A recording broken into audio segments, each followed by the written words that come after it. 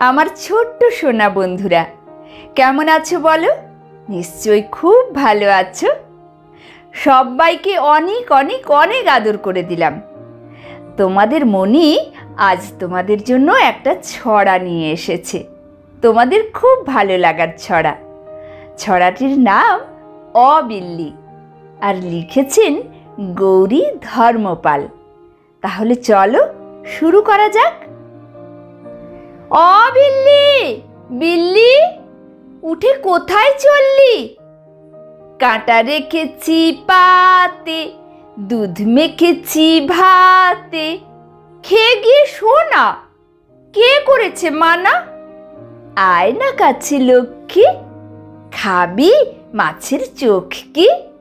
বাবু হয়ে বস না, আস্তে কাঁটা চোষ না।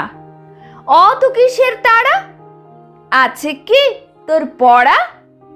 পাতটি চাঁচা মোছা, কলে গিয়ে আচা। ও কি রে, এঁটো মুখেই চললি? অবিল্লি,